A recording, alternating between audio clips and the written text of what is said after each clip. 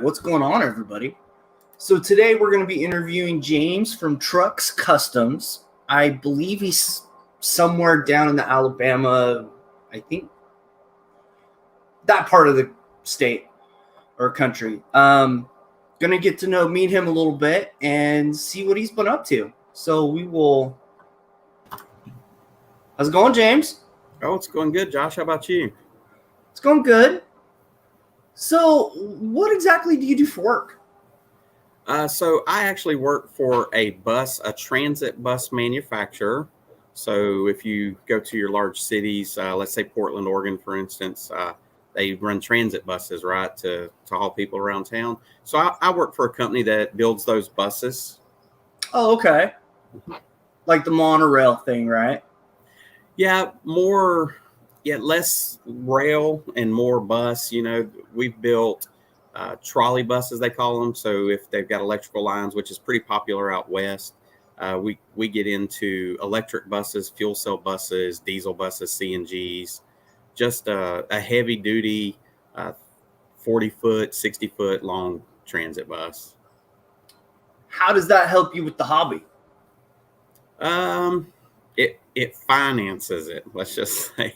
Oh, finances it. Yeah, that's about all it does for me. I'm actually a project manager, so I handle projects from the beginning to the end, and so there is some management that goes along with that. I guess you could liken that to building a model. You need to manage the build. So basically, you're saying you can manage 4 or 5 kits at a time. 4 or 5 kits would be a minimum for me. Yeah. If I was equating it to work, I'd probably be in the 10 to 12 range. Yeah. That's a different level. It's a whole different level. And they tend to give me a little bit more difficult projects to manage. So currently I think I have 10 of them, and half of those are electric buses and half of them are fuel cells. So they are a little bit more involved than just your standard diesel bus. No, I mean, that's really, really cool. So now you're down in Louisiana, Mississippi, right? I live in Alabama. Yeah. Oh, Alabama. Okay, I'm sorry. No problem. So I basically live about halfway directly between Atlanta and Birmingham. So I'm just about 30 miles across the state line into Alabama, and beautiful town right in the foothills of the Appalachian Mountains. Oh, that's cool. So what's the hobby scene down there? It's hit or miss. The town I live in has a few other builders in it. I would say a dozen, maybe half a dozen. Then you go over to Birmingham, and there's a group over there, and there's probably a couple dozen to 3 dozen that are somewhat active in that group. And then, of course, you can just go. It's basically an hour to Birmingham, and then it's maybe an hour and 15 minutes over to Atlanta, depending on what part you're going to. Of course, Atlanta has a pretty thriving community, so I plug in over there with some of their shows and hang out with a lot of those guys over there. That's cool. So you've got a pretty local group. Yeah, you have to travel quite a bit. Yeah, I'll have to, if I want, there's 2 or 3 guys that I could connect with local if we wanted to hook up, but we never seem to be able to get anything to go. We tried a few years ago to have some meetings down at the Hobby Lobby, and we gave it about a year, and it just never really picked up, so we actually just kind of did away with it and went back to doing our own little thing and just kind of talk from each other. You can slap Fred if you want. It's okay. Yeah. We'll let Pappy be Pappy. Yeah. Yeah. So I mean you don't really. I know there's you, Joe Thompson, and then there's one other guy down in that area, and then you have the Georgia crew. Sure. And there's like 4 or 5 groups. So it's like you don't really hear about a whole lot of that part of the country when it comes to modeling. Yeah, no, I guess not a whole lot. Joe is not that close to me. I'm actually closer to Fred and them than I am Joe. Oh, okay. I think Joe's actually down in Louisiana.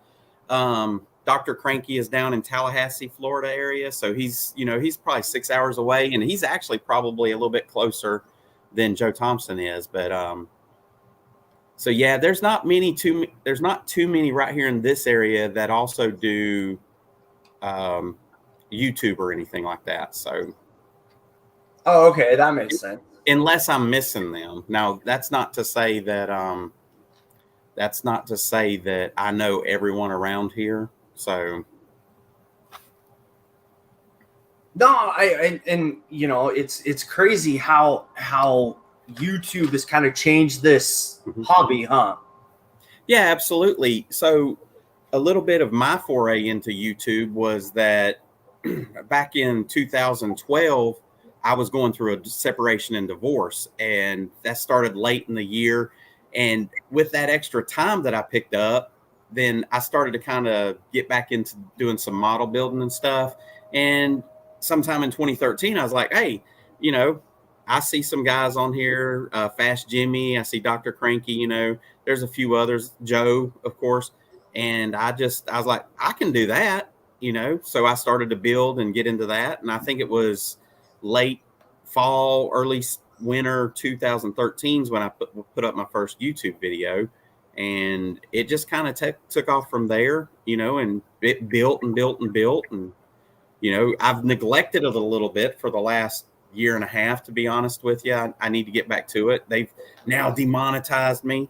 They've kind of, with the rule change, I guess it was, what was it, about a year and a half ago when YouTube went through that rule change about the adult versus kid content, and they're going to start demonetizing. They did a couple things at that time. I usually used YouTube Editor to edit all my videos, you know, and I used a lot of that. So I wasn't familiar with an external software like on a Mac or anything, because I just used PCs. So that really, at that point, I had to learn a new software in order to put my videos up, or I just had to put them up raw, kind of like Pappy does. You know, I mean, you get on Pappy, you never know what's going to happen with a Pappy video. He's just going to cut in, he's going to cut out, and then he's going to be gone. But yeah, I mean, so that changed it. And then the monetization, I'm like, well, I don't want to get slapped on the wrist and thrown in YouTube jail like I do Facebook jail, you know, because of some of this. So I would put up a video here and there, just an interview, like a 3 questions video or something. And it's just kind of stifled everything with those changes for me.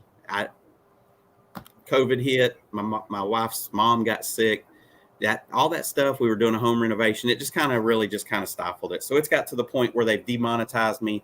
It's probably been 8 months to a year since my last video that I uploaded. I need to get back to it.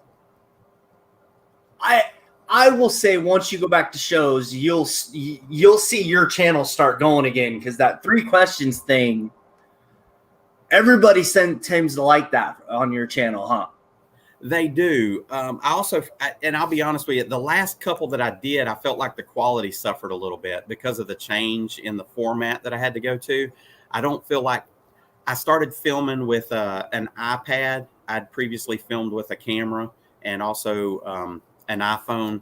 And the iPad was a little bit different, the way the microphone worked. So I really needed to take some time and invest in a little bit more hardware, you know, a microphone to get a little bit better, and just a little better microphone, stuff like that. So yeah, there was some changes there. The 3 questions was definitely probably my most popular videos that I put out. I love to do them. I love to learn about the other model builders and stuff.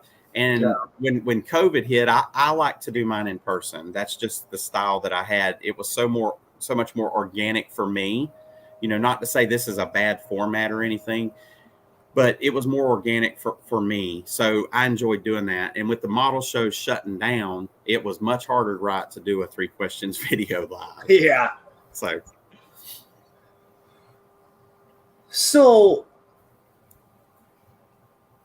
you're gonna be back. So what is gonna be your first kit you build once you come back, or are you gonna finish anything? Well, yeah, I have a 38 panel van.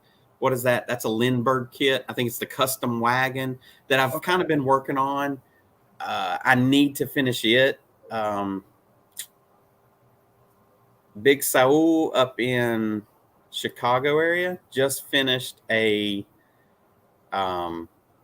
Knight Rider kit, and I have a Knight Rider kit that I've been wanting to do. So that's probably where I'll run. I still have my Foose F100 truck, the F1 or whatever they call that, the Foose truck. I need to get that built too. So those will probably be my first 3 kits back.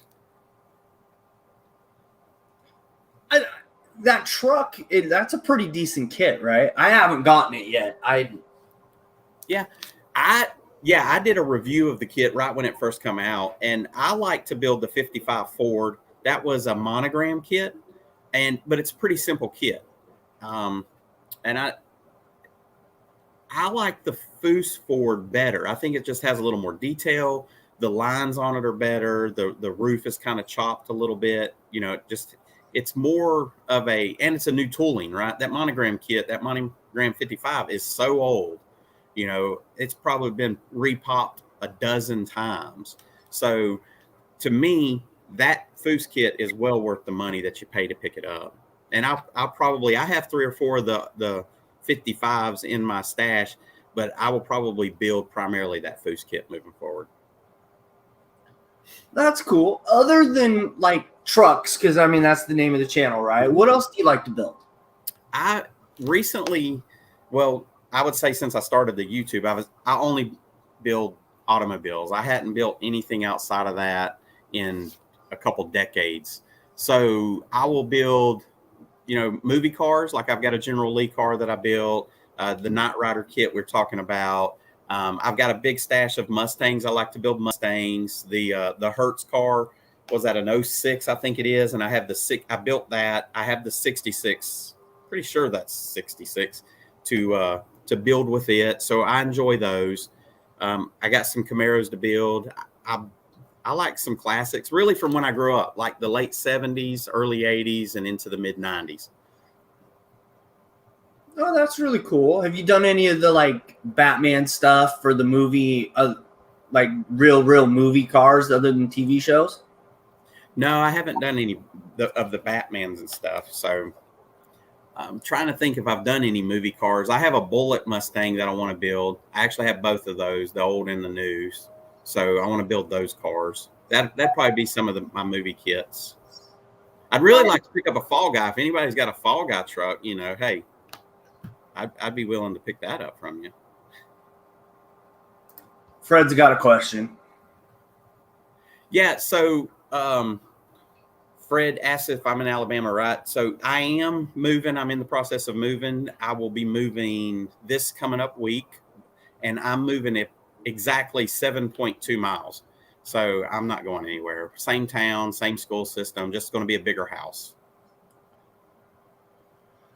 So since you like to do the automobile stuff, what are some of your favorite tools? I probably pretty much use the standard tool sets. I have some tweezers and stuff that I use, just the X-Acto knives. If I'm doing any, hey, Mopar modeler, what's up, James? And I don't know that I have anything special that I use, just a general array. I use a lot of Q-tips and toothpicks, and I use the Q-tips to clean a lot of stuff up. I use toothpicks. I've used toothpicks to paint details and stuff, So I will pick up anything and use anything that I have lying around if I think it'll work. I'll use a Dremel if necessary. I'm not above it. You know what? I like my Dremel. There's some things I'm really good with it. Cutting plastic is not one of them. The Dremel. Yeah. So that's funny because I'm actually excellent with a Dremel on plastic. And the reason I feel like I am is because back in the late 80s, early 90s, I did a lot of car stereo installations. So as I was going through college and stuff, I installed a lot of car stereos. Well, back then, there were you're dealing with cars from the 70s and 80s mostly, right? So there wasn't always custom kits for that. It's not like it was when it moved into the 90s and there was a kit for just about everything. So we did a lot of custom work, and a Dremel was huge on a dash. So you don't mess up too many $300 or $400 dashes before you get good with a Dremel. So yeah, so I've actually, it's just about being smart and taking it easy, and you know, most of the time when I'm in here, it's like I have 15 minutes to get something done, and it's like I try to hurry, and it's like, here we go. Ah, damn it.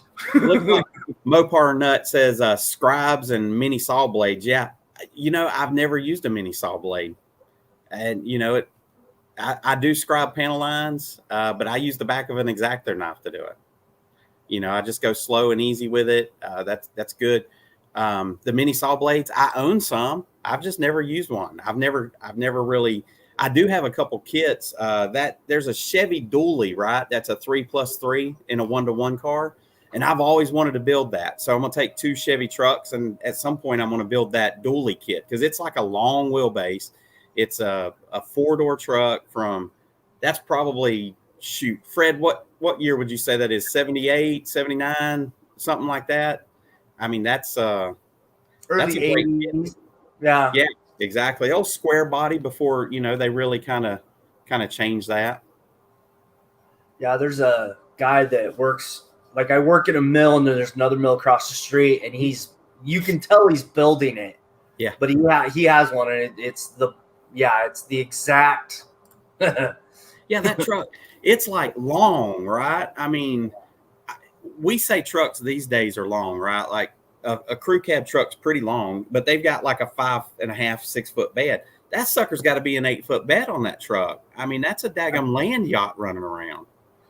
Yeah, and that's the small one. There's even a bigger one. That was the small one, right? Yeah, yeah. I mean, it's crazy what, you know, how it, and models are the same way. You can do, I mean, if anybody's following Fred's build along, I mean, you can add anything to a kit to make it look great, you know? Yeah, and you know, some of the inspiration, I don't know how many of you guys have watched Dr. Cranky, and I haven't had the opportunity recently. My job has kept me so busy recently, and I think when I started working from home for COVID, I worked 1.5 times what I used to work, right? I mean, I might start at 6:30 in the morning, and I might finish 6:30, 7 o'clock at night. So they're getting much more out of me from then. But Cranky, I mean, Virgil's his first name. For those who don't know him, his name's Virgil Suarez, right? So Dr. Cranky comes up with the craziest stuff to use, man. And just watching him and some of these other builders. I mean, of course, Fred, you know, Fred's incredible, and Rick, all these guys, I mean, they come up with some of the stuff, and you're like, it's like an aha moment. You're like, oh my goodness, I didn't even think of that. You know, you're walking down the aisles at Target or Walmart or Tractor Supply, and you're like, I could put that into a kit and it would look pretty cool. I mean, the vision of some of these guys, it's just humbling to me, you know, to watch some of their stuff. Well, and I will share the one that I've been using lately, but I always take these pill bottles. Yep. And I mix paint in these. Yeah.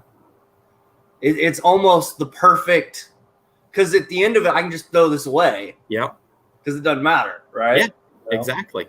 No, you're exactly right. I mean, anyone who has those lying around or anything, you know, pick that stuff up and use it. You know, you could use that for a tinted glass if you wanted to. You could make some custom windows out of that were different than everybody else's. You heat it a little bit and you flatten it out, right? And now you got a nice orange hue for a glass that would be awesome in some retro stuff. Plasmo. Yeah, Plasmo is another guy that definitely thinks outside the box. Yeah. Yeah. Okay. So if there was one thing you could change about the hobby, what would it be? I think I would, if there was one thing I could change about the hobby, is that there always just seems to be a rift between military and automotive guys, right? I know there's quite a few that kind of carry over between the two, but just kind of, and I'm going to use IPMS as a very loose descriptor. Okay. So a lot of the IPMS guys, they're nut counters and bean counters. And, you know, if it's not the right state, you know, that turns a lot of people off in the hobby. To me, the hobby is about having fun. I'm more of a camaraderie guy. I go to the show. I'm not the best builder out there. Everybody knows that I'm not the best builder out there. but I go to hang out with the guys or the gals, the people. I was thinking about this a little bit since I've been going to the Acme show.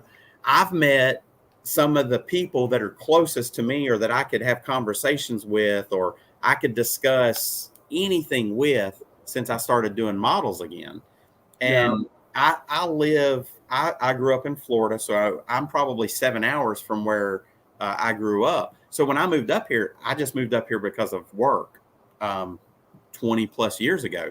So I don't really have a lot of people. So that helps me just kind of develop relationships. And I'm a relationship guy. I love to just sit down. I want everybody to get along. I want us to say, look, I saw this on your tank and I think it could work over here in this one, and no one get offended and just have a good time. Just bring people in. That's, to me, what's going to bring more people in. Because I think that it's definitely, there's been a decline into the models over the last 20 years probably. And, without knowing the numbers, but yeah, let's get people back to having fun. I agree with that, except for the last year, right? Yeah. Because it seems like the last year, the hobby, at least from what the manufacturers are saying, the hobby took a big jump. Yeah. Like they can't keep up with it now. That's the kind of jump that, but everybody was home, so they needed something to do. I agree with that. Yeah, I would totally agree with what you're saying. Yeah. Yep. A resurrection. So, what the heck?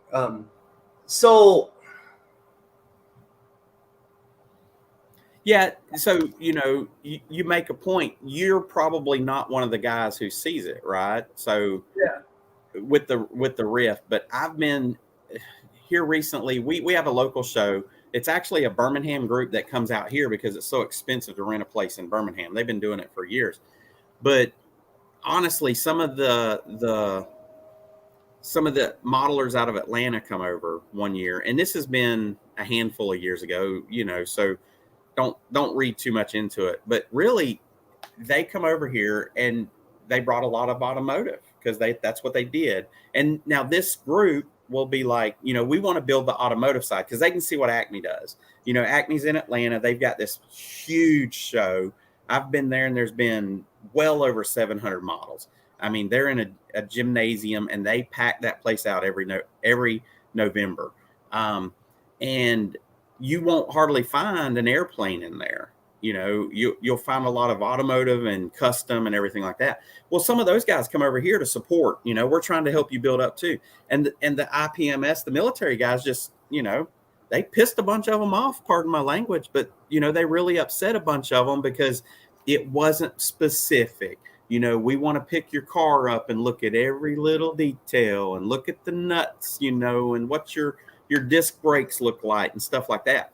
So, granted, there's two factions, right? The military guys take it a lot more seriously. That's just my opinion. So I apologize if I'm offending anyone, but it's just my opinion. Let's find out what we agree upon and let's move forward on that, right? Yeah. And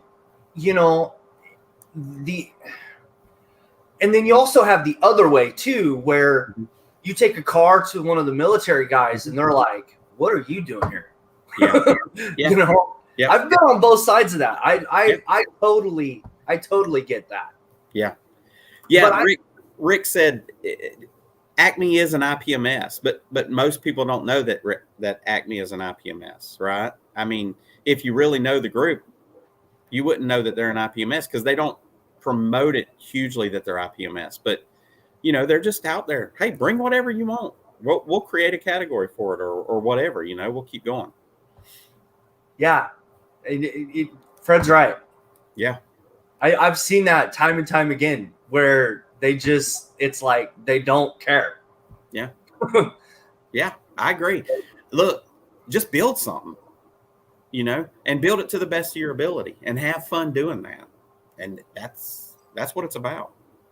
Sit down and have a cold drink at the end of the night. Or while you're building, of course, don't get drunk, but just have drinks. I didn't say what to drink. My drink's probably going to be unsweetened tea. You know, it could be a Pepsi, right? No. Or you could have a beer. I don't care. Oh, did you not see the drunk while building video? No. Oh, You know what? I didn't watch it. I saw the title on it, but I haven't had a chance to watch it. Apparently, this was a good idea at the time. Oh yeah. Well, I mean, It's innovative, right? It's an early Osprey. So yeah. Apparently, like I have 2 left wings, so I just hot glued it in. Yeah, you know, I don't know. I woke up to it this way. I don't know. Hilarious. Right?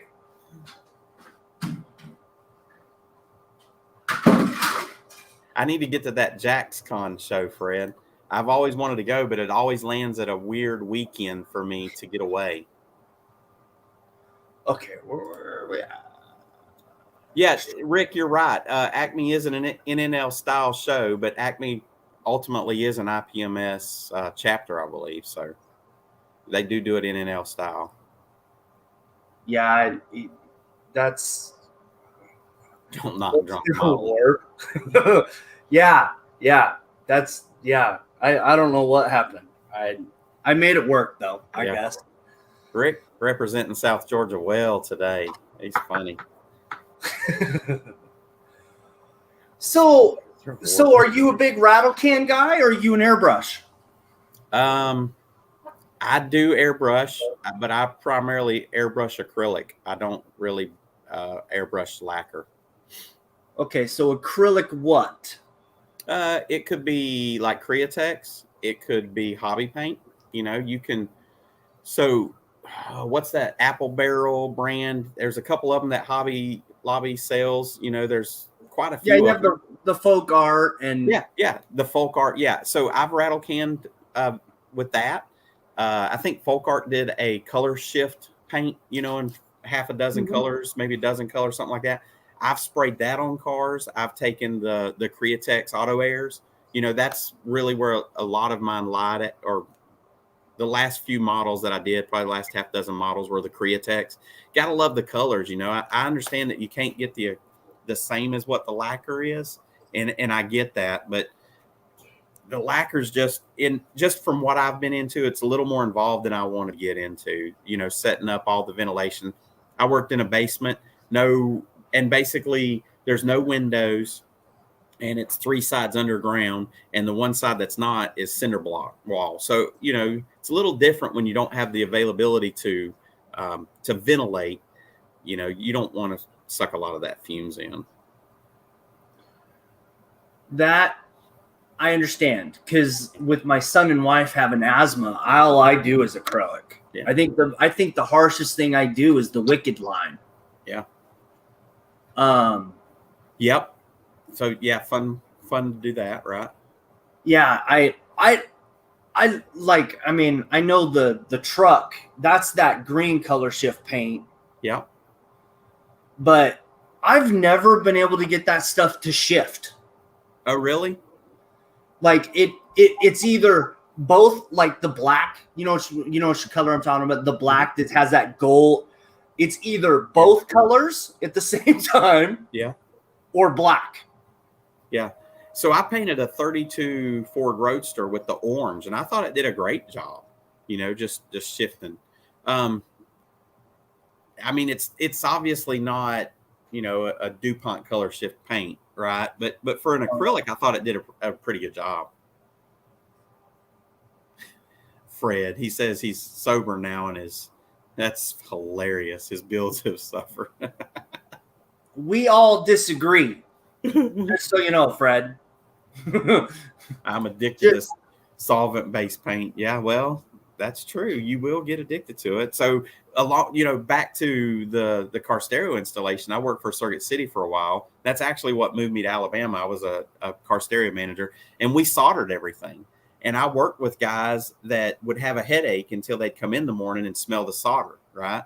So I get the solvent base. That's funny. Unsafe, right? Sniffing out all those fumes and everything else, killing brain cells. But I get what you're saying. I mean, just think about all the stuff in our hobby that could kill you. Yeah. And you don't think about it. Yeah. You know? I mean, it's crazy at the end of the day. Fred says the trick to the color shift is the direction it's sprayed. I'm assuming you're talking about the color shift. Is that right, Fred? Okay. That's all I'm gonna say. I'm just gonna nod my head and say, okay, Fred. No, So here, I guess this is a good way to test it. The next one you do, split it down the middle, spray one side one way and spray the other side another way, right? And we'll see which side comes out. Yeah, I actually have 4 or 5 different colors that I want to put on different things. And I want to take that silver. It's like a silver, the silver one that it has like a reddish or bluish tint to it. Yeah. I want to put that on this Star Trek thing that I'm going to be working on here. Yeah. I think that will look really cool if it turns out right, you know, but it's how. Yeah. Yeah. Well, so talked about paint. What glues do you use for? I've got quite a few. You know, I've used Testor's Liquid. I've used Tamiya. You know, like what is that, extra thin or whatever thin. I've used Canopy glue. I've used super glue. I've used Elmer's white glue. You know. So are you using the Elmer's white glue for everything basic or just no? windows? So no, like if I'm putting together parts that are unpainted, I'm going to use either the Testor's Liquid with the brush, something like that, or Tamiya. Just depends on whatever brand I have. I've got 3 or 4 of them, right? And I just pick one up. If I'm using painted parts, because there'll be times when I'll paint stuff up, I'll use super glue primarily. The Elmer's glue is good for like windows because, you know, basically just white school glue, it'll dry clear. You know, it's not going to kill anything like super glue would on a window. It's not going to haze it out or anything like that. Wait, what? Hey, you're standing styrene without a mask. How safe is that from China? No less. Chinese styrene. I mean, this is just me, but it's the same thing as if you were gonna sand a resin body, right?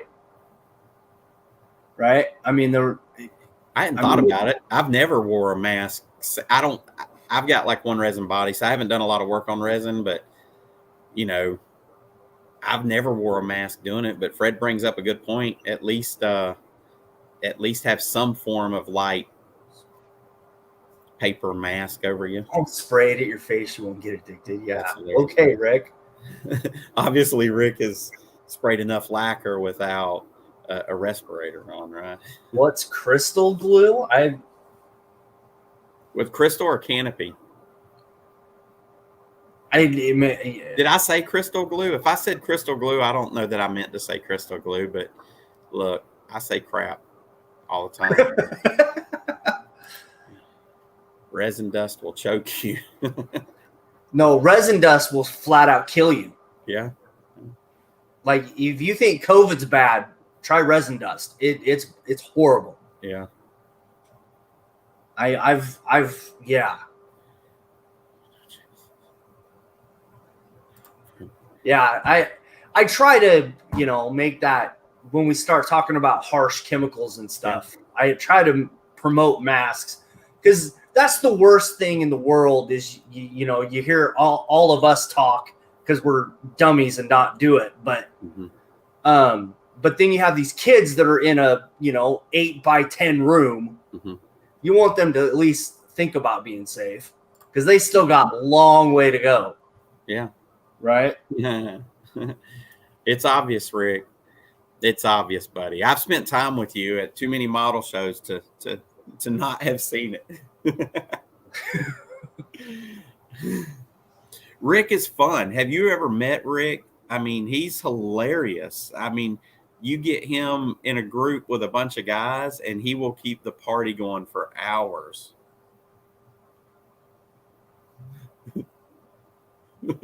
See? Yeah, and if you ever get a chance to come out east or come back east or whatever they say nowadays, you should definitely try to make it to the Acme show. I know that's a nice little trek, but heck, Delta flies straight, I think, one way over here. So hop on a plane. It's a blast. I'm telling you, there's not much more than hanging out on a Friday and Saturday night for the Acme show at the host hotel. I mean, it's fun. I mean, ain't no other way to explain it. So I actually do want to hit some of these shows, but it's gonna be a little while before I can do that. But I actually want to do Adepticon in Chicago. Yeah. I want to do Acme, and then there's one in Florida, I think, mostly because I want to travel to Florida too. But is that JaxCon? JaxCon. Yeah. That's a great show. I've always heard it's a great show. Like, right, you know, some of these guys down there just never lines up for me to get to go. So I'm gonna see if I can go next year. That's not close enough, Fred. Got to get in Oregon. In Oregon, that would be helpful. I think you fly directly to Portland, don't you, Fred? I think I went out there a couple years ago because I worked with the transit agency in Portland. Tri-County Metro is what it's called, the one I work with. So yeah, I think that's a direct flight from Portland to Atlanta. No, at some point I definitely want to like do a bunch of the shows, but it's, you know, my son's definitely not old enough for that. Yeah, I understand that. Bring him on, man. I started taking my boys when they were 7, 8 years old, 8, 9. You know, they loved it. You know, I took them. So I currently have a 13, 14, and 16. And the 16, that's at home. I've got a couple others that are older and out. But the 16-year-old, man, it's probably 3 or 4 years ago. We went over to one of the model shows, and they did a Make It, Take It, right? So Gaia. They went and had a good time. Make it, take it, come back. One of my daughters is like, I'm going, or my oldest daughter, the 16-year-old is my daughter. The other 2 are boys. We went to a local show. I'm like, hey, anybody want to go? She's like, yeah, I'll go. I'm going to get my model. She won like 3rd place off of her Make It, Take It model, right? Just get them out and take them and go. No, he's definitely, I'd have to go to more of a show that does a lot of different things or shows a lot of different things. But yeah, he enjoys the interacting part of it. Yeah. It's crazy once you get, you know. Yeah, I agree. Yeah, video games and, you know, that stuff really draws their attention in, you know. I agree with that. And, you know, I try to have, I mean, I'm a big video game guy too. So It wasn't very hard. Like I knew exactly what to get him to keep him occupied. Yeah. You know? Yeah. And then we tried to do a bunch of stuff during the summer. But I've got a lot of family members that are into art. Okay. Like I've got family members that have worked for Disney. I've got families that are straight canvas painters. I think now I have like a great or grand niece or something like that works for Pixar. Yeah.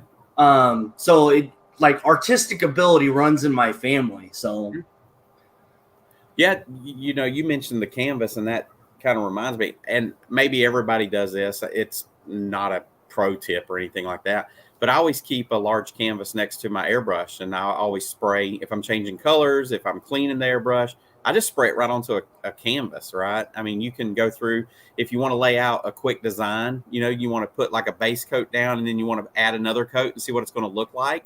You can just spray it right onto that canvas. You can pick them up at Hobby Lobby so cheap, you know, I mean, it's crazy. So just. But see, here's the flip side of that. Yeah. Once you fill the whole canvas, then you put a $200 price tag and take it to the art show. That's true. Yeah. Right. Yeah, exactly. and if it's this big, you know, charge $50. Yeah, exactly. I mean, it's a one of a kind, right? I mean, we're going to have to die probably before it will actually see that value, because that's typically what happens with artists, right? You have to die before your stuff becomes valuable. But yeah, absolutely.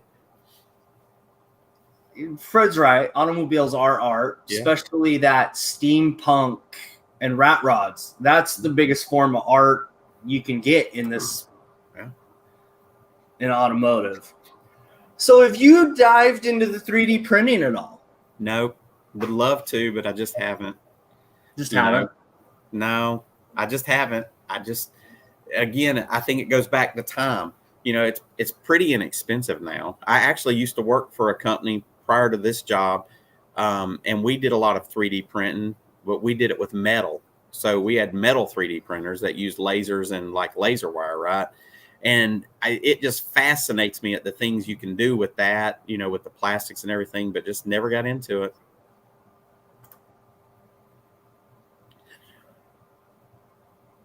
Automotive artist. That's it right there. Automobile artist. That's awesome. Yeah. No, I mean, that's really, really cool that, you got to do some of the metal stuff. If I had a chance, that's what I would do.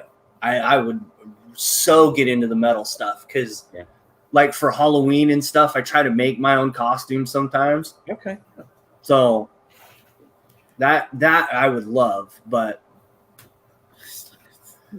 8 years of paint stuck on his table. Yeah, that's paint. Oh yeah, there we go. Yeah, that's funny. So, do you, since you do travel quite a bit, do you get to make any of the other shows other than what's kind of in your area? I have not. I'm trying to think here. I do want to go up to Ohio. If they're still doing their show, they usually have a pretty good show. Rat Rod Matt. But I've never made it up there. I really want to get up there to that show. I want to get down to Jacksonville and get to their show. I've thought about going to NNL East. I think that's up in Jersey area. But that's always, again, that's been a bad timing thing for me. Just the time of year when it is. Just got a lot going on in our family that overlaps that. So I totally get that, dude. Because there's parts of me that like that the shows are kind of towards the fall, but why can't we do them in like the spring? Because I never seem to have anything going on in springtime. It's always fall. I don't know why. Yeah, I think a lot of the shows for me that I miss are the January to March shows. For some reason, those shows just kind of fall through the cracks for me. We've got so much going on after Christmas. We got kids getting back into school, just all kinds of stuff. Work always seems to pick up at that time period because of a fiscal change. Just a whole bunch of stuff for me. So the falls, not so bad for me, but that late winter, early spring always catches me off guard. So, is there a kit that you don't have that you wish you did have?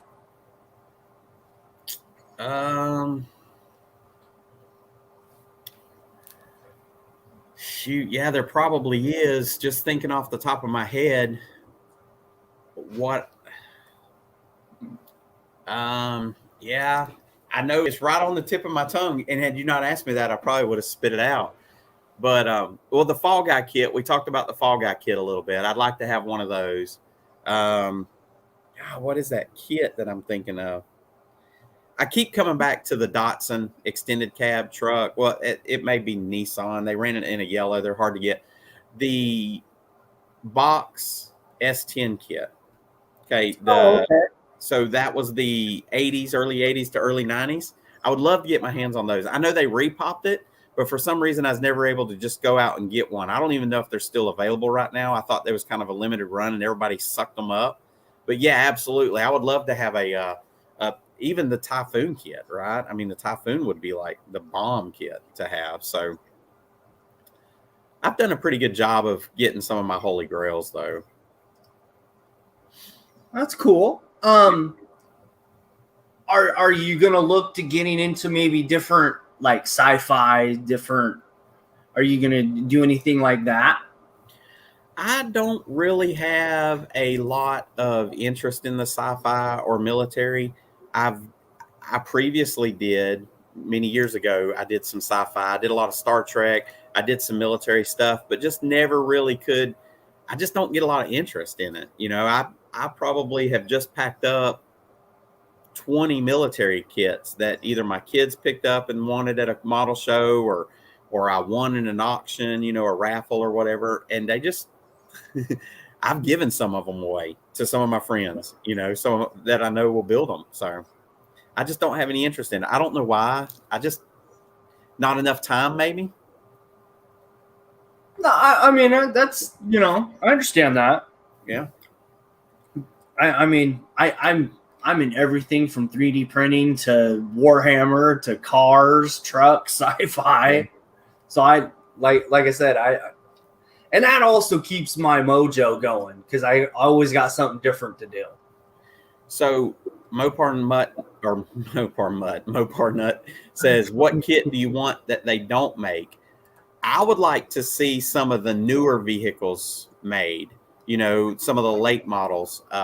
They just seem to be stuck. I know they're getting some of them, but let's do some of the trucks. Let's do some more of the newer trucks that are out there. There's a lot of things that can be done with those that you don't have. I would love to see that Jeep Gladiator thing in a model kit. Yeah, that would be a cool kit, right? I mean, think of the things you could do with that. Yeah. Especially, okay, so let's say you're a post-apocalypse type kit builder. Think of what you could do with that, right? Yeah. The zombie hunters. Come on, man. I mean, that's all kinds of stuff popping in my head right now. Oh no, yeah, that kit. Yeah, and then go to Fred's house to get all the military accessories to put on it.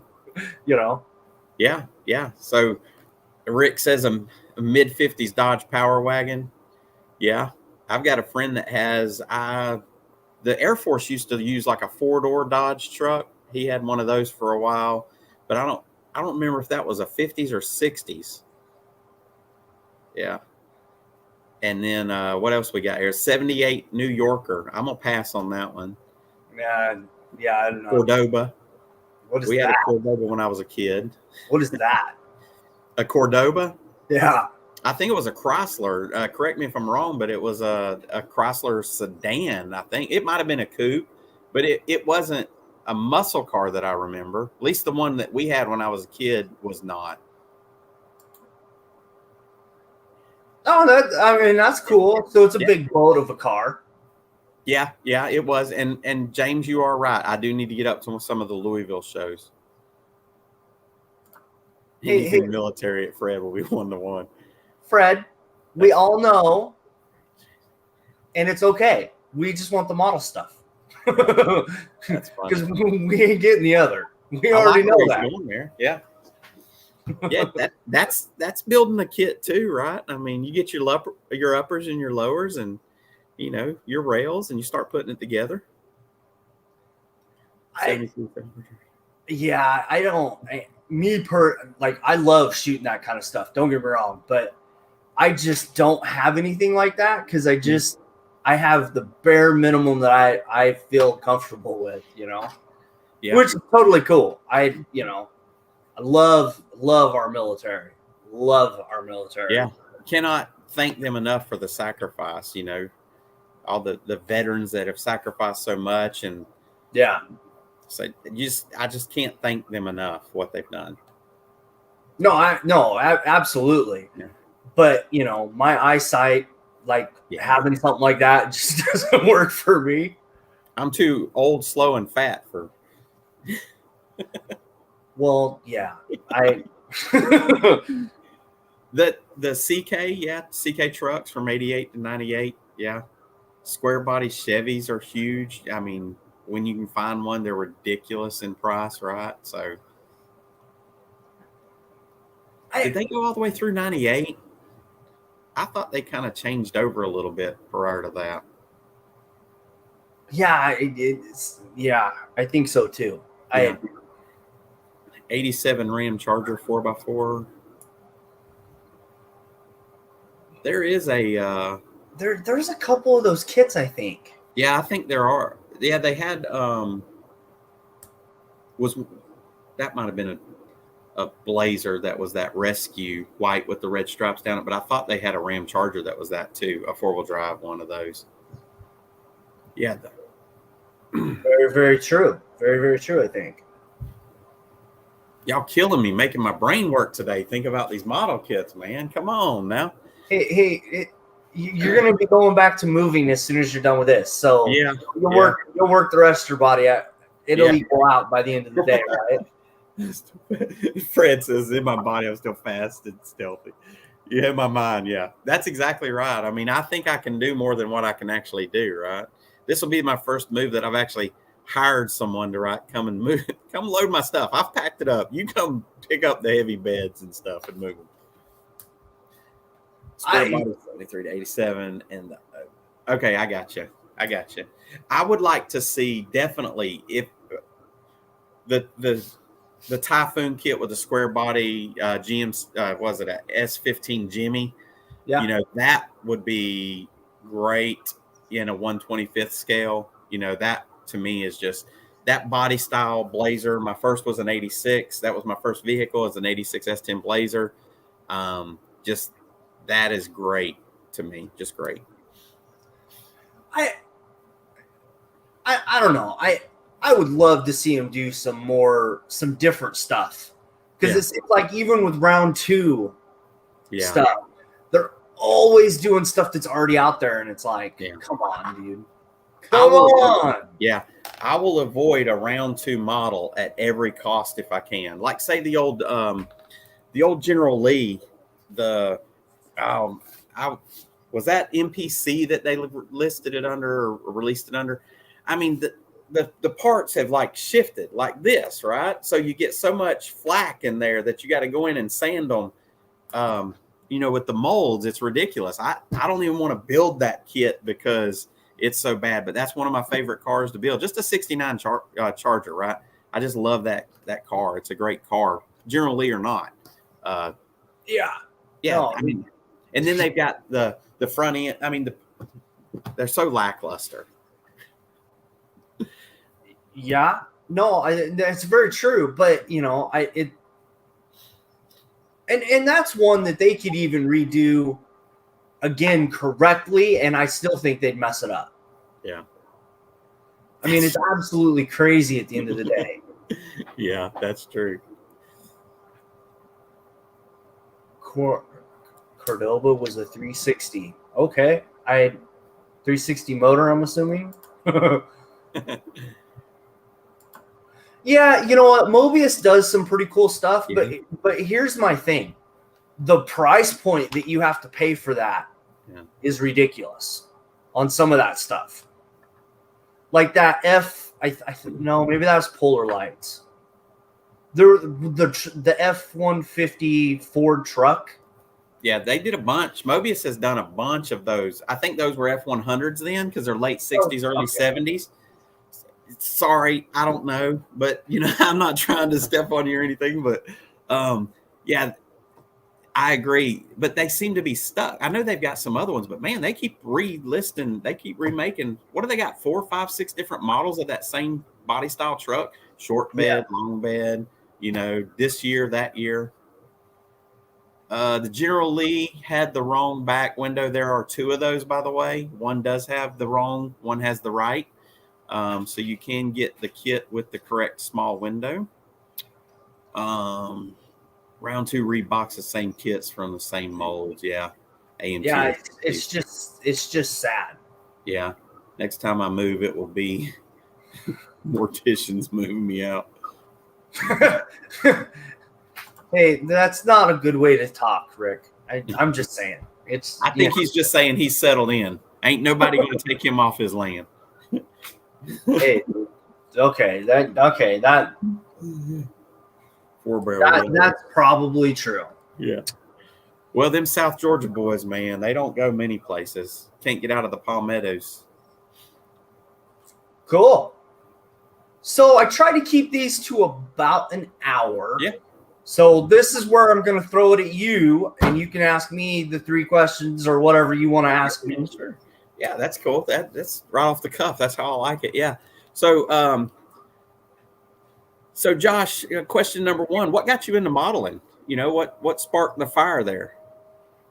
So I was probably 12, 13, I think. And my dad, we were at the store, and I was just going through the toy section, and I seen a model. Like I'd seen him before, but like I got him to buy me a 33, the Willys Ford Roadster or whatever. I think it was a gasser build. Yeah. And got that, put it together, and then from 13 to probably 17 or so, I was doing all kinds of stuff. And that's about mid 90s. So there was all kinds of cool stuff out then too, which kind of helped. And then about, let's see, my son's 8. So about 7 years ago, I got back into it after his whole world episode thing. Yeah, cool. So how about question number 2 is, outside of modeling, what other hobbies do you have?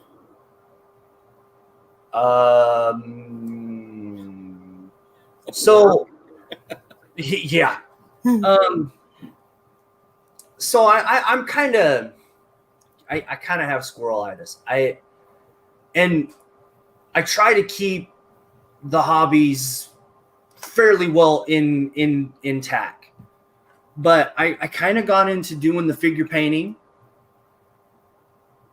That kind of took a life of its own. And then video games, of course. I will always be a video game kid.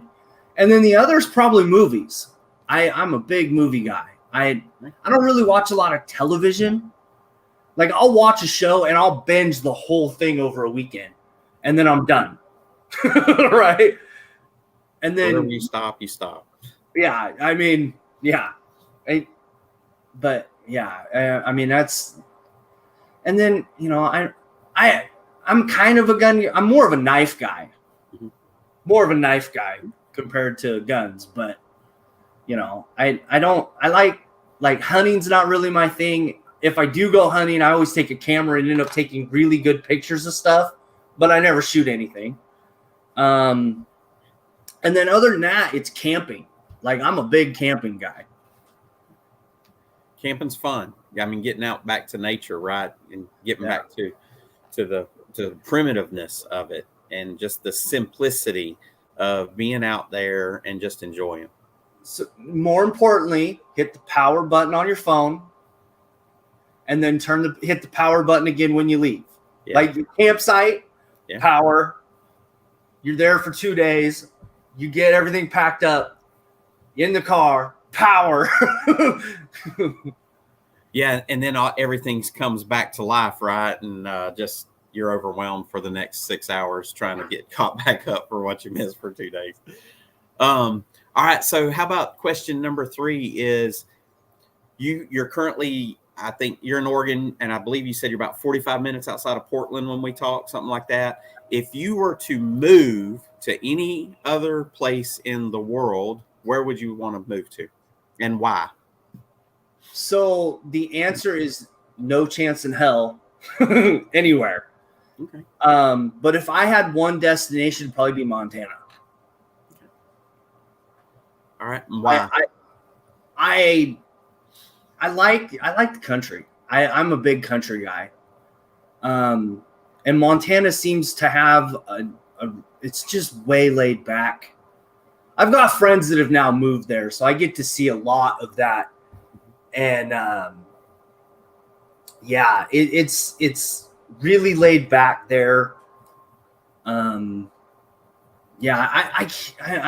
more of a country kid. I don't see myself moving out of state unless something drastic happens here. Or I find a really good job elsewhere. Yeah. Someone wants to pay me, over $100,000 a year, I'll move anywhere. I'm just, Because right now I make like 50 if I'm lucky. Hey, I can understand that. The Montana with the wide open, and the large ranches and the wildlife and just that's Americana. Well, yeah, and you just I mean, I wouldn't want the whole bear thing. Don't get me wrong. I like animals, but bears are a completely different story. I like nature and all, but I don't like it when nature tries to eat me. Yeah, if there's one thing I've learned from Alone, and that's you eat somewhere else, so the bears are attracted to where you leave your scraps, right? Yeah, absolutely. Oh yeah, I've done those kind of hacking trips. Yeah. It looks like we have a group 3 questions going on as we answer stuff over here in the comment section. I like it. Cemeteries? What? Yeah. I wasn't even paying attention. No, you shouldn't have. You were being interviewed. You should pay Yeah, attention. I know. Yeah. We got some others in there. Fred Henry's number 2 is firearms, and no, it is restored. Cool. Yeah. New Mexico? No, why New Mexico? That's isn't that really hot? Or maybe I'm wrong. I own a bear. What is it? The bear must be a certain. You're gonna have to explain that one, Fred, because I don't get it either. Isn't that a sniper rifle?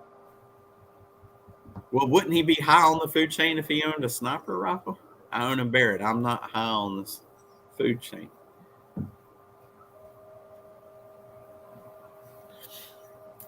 I don't know, man. Barrett's got to be. I could look it up real quick, but that's. Oh, you're originally from there. Okay, so that makes way more sense. I get that now. It beats whole Mexico. Yeah, the old version was not so good.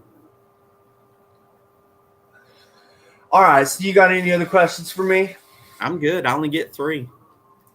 You really you can ask as many as you want, dude. I'm totally cool with that. I just said that just so. Yeah, I appreciate you reaching out to me. I appreciate you giving me the opportunity. Bears will not eat you with a Barrett. There you go. 50 cal. Yeah. 50 cal. Yeah. So yeah, I appreciate the just everything that you do for the community. Just trying to build the community, letting other modelers learn about other modelers that they may never meet, in person or anything like that. I think it's great. So it's awesome. I appreciate it. I thank you. Yeah, and thanks for coming on too. It kind of lets everybody have a face with some, and everybody does the hobby differently too. Mm-hmm. You know what I mean? I'm kind of learning as I go along here, so it's really, really cool in that aspect. Yeah. I mean, in a couple weeks, I'm gonna be having a couple figure painters come on, and I'm trying to get someone that'll talk 3D printing with me, but it ain't happening. They're all scared. I don't know. What would they be scared of to talk 3D printing? We'll have that conversation off air. I got you. So, I understand that. But anyway, I'm going to end this. We've been about an hour. I try to keep these to about an hour. Sure. But thank you for coming on, and I will talk to you in a couple minutes. Sounds good. Thanks, Josh. You're welcome. All right, everybody. So that was James. It was an interesting conversation. I really enjoy a lot of his videos. If you're not subscribed to his channel, get subscribed to it, because he interviews people live, which I kind of wish I could do a little bit, but I just take advantage of the technology. So, but anyway, yeah, thanks, Fred.